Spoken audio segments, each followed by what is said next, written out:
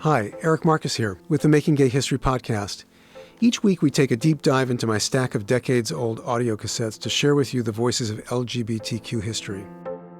In our first episode, you'll meet Sylvia Rivera. She was an iconic trans activist who also happened to be at Stonewall in 1969, June 28th, the night of the big uprising.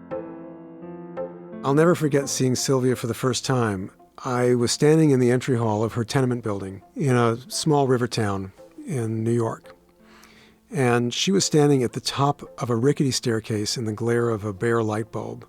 She had these really strong features, high cheekbones, wide-spaced eyes, gap-toothed smile. She was wearing red lipstick. She was wearing this outfit that my sister would have worn in the 1970s if she'd had the guts. It was a black halter top, tied at the waist over a skin-tight black undershirt, and hot pink spandex pants tucked into beige knee-high boots with chunky heels. And I don't know if it was the combination of her face, her makeup, her hair, or her outfit, or the light, but she scared the shit out of me. I was wearing an orange down parka and green corduroys, and I looked like I'd stepped off the F train from Queens, which is where I'm from. So I caught my breath, climbed the stairs, and Sylvia welcomed me into her steamy kitchen. The windows were all fogged.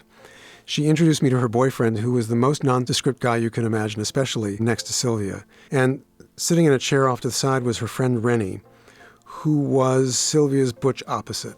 Flat top haircut, lumberjack shirt, overalls, work boots. A pot of chili was cooking on the stove. There was a bottle of vodka on the table that was almost empty. I don't remember now if she offered me a drink or not, but I have what I call Jewish liver syndrome. And a teaspoon of vodka would leave me on the floor. Not Sylvia. So I got myself situated. I clipped the microphone onto Sylvia's halter top, and I set my recorder to record. Now, on this tape, you'll hear me call Sylvia Ray, which was the name she was going by at the time.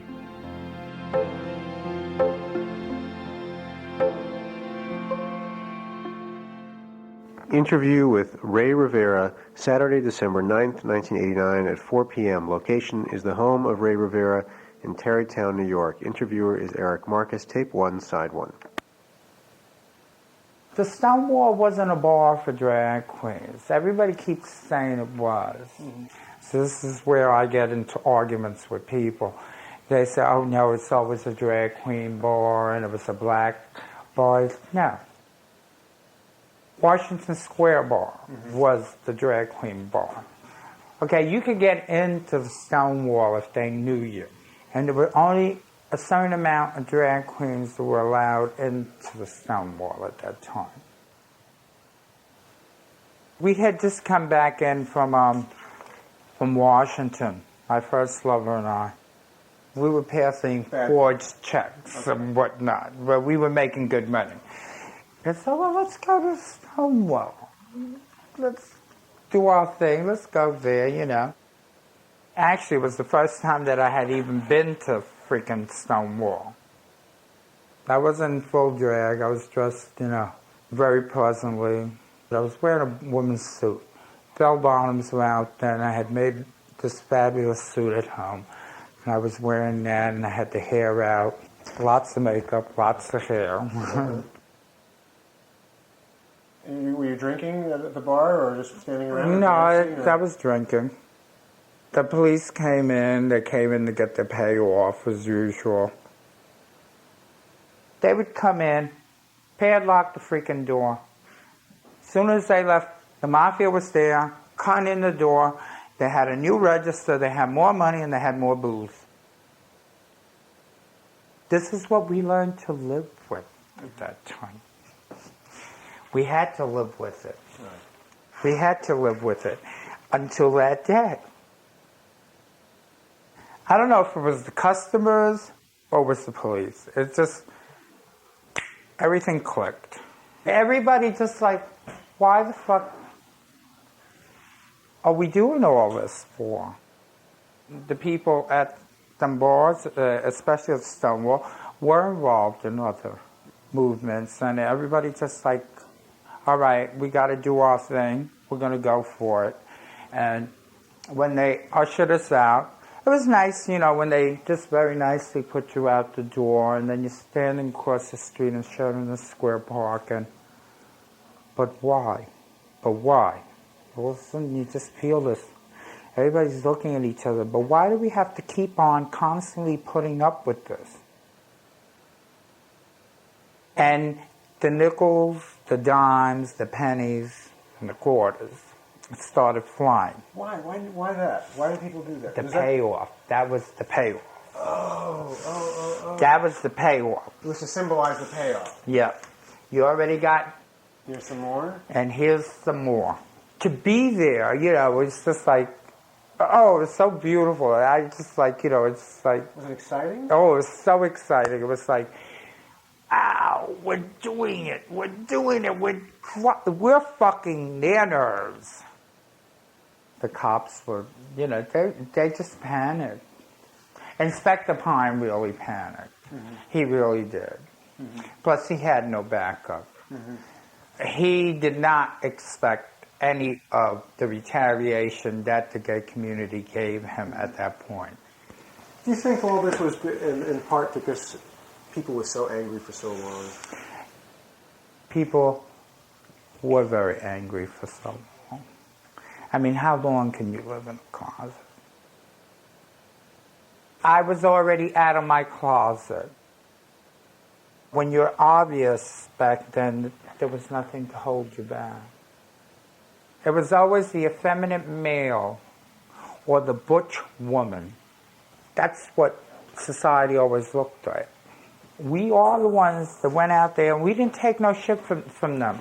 We had nothing to lose. Actually, at that point in time, I understand the ones that held their heads down low because they probably had very nice jobs and they had a family to go to. I was born to be an effeminate child.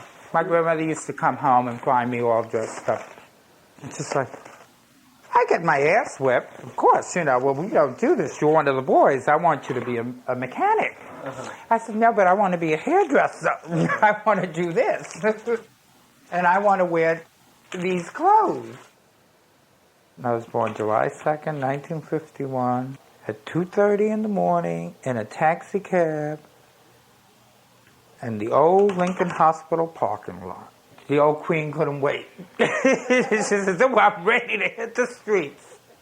My grandmother used to always joke about that. I said, yeah. I said, you see why I'm always standing out on the street corner? That's good. And then came out feet first. You did? Yes. Oh, so you landed on... So I was ready. I always mention my grandmother because my mother died when I was 3 years old. And she raised me. Mm-hmm. So it's my grandmother that raised me until I left home. Right. So you left home at 10? Yeah. I left home about 10 and a half. I was almost 11. The only reason that I left home at such an early age was because my grandmother came home crying one day. With the tears in her eyes, they're calling you a pato, which means faggot in the Spanish language. And it hurt her so bad because they were doing this to me, and she knew where I was coming from. She even knew. I had that much respect for my grandmother. I didn't want her to suffer. It wasn't my suffering. I was worrying about her suffering. How did you survive on the street? You became a street walker. You stand out on the street and you make money. At that age? At that age, it was easy to make money. I don't know how many times my grandmother had to come and bail me out of jail. She was there. She always came, bailed me out. She says, oh, that's my grandson. I have to take him out. What were you in jail for? Prostitution, bullshit, loitering.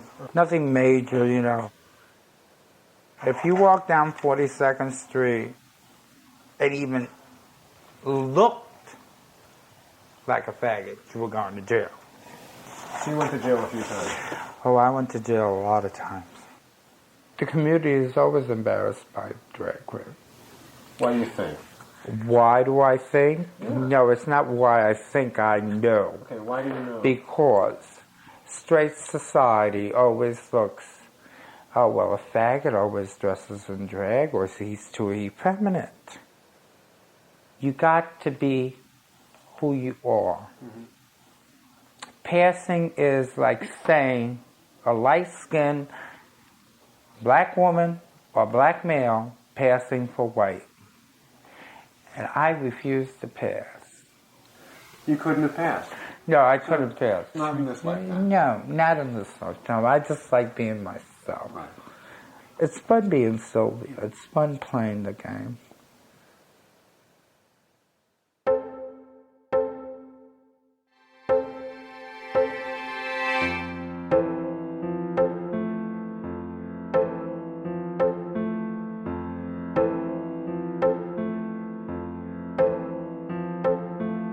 This interview was the only time I ever talked to Sylvia. And I'm sorry that I never did again. I wish I had. In the years that followed, Sylvia struggled with addiction and homelessness, and she died on February 19th, 2002. She was 51. When I interviewed Sylvia, she talked about how old she was and how young I was. She said she was 39 at the time. I think she was actually 38. And I was 31. I'm nearly 60. And now, looking back at her age when she died, 51, she seems so young. I'd like to thank our brilliant executive producer, Sarah Birmingham, our wonderfully fussy audio engineer, Casey Holford, our exquisite composer, Fritz Meyer. Thank you also to Hannah Moak, our social media guru, and our masterful webmaster, Jonathan Dozier-Ezel. We had production assistance from the incredibly talented Jenna Weiss-Berman, whose enthusiasm for this project made it possible. The Making Gay History podcast is a co-production of Pineapple Street Media with funding from the Arcus Foundation, which is dedicated to the idea that people can live in harmony with one another and the natural world. Learn more about Arcus and its partners at arcusfoundation.org. And if you like what you've heard, please subscribe to the Making Gay History podcast on iTunes, Stitcher, or wherever you get your podcasts. You can find all our episodes on our website at makinggayhistory.com. So long, until next time.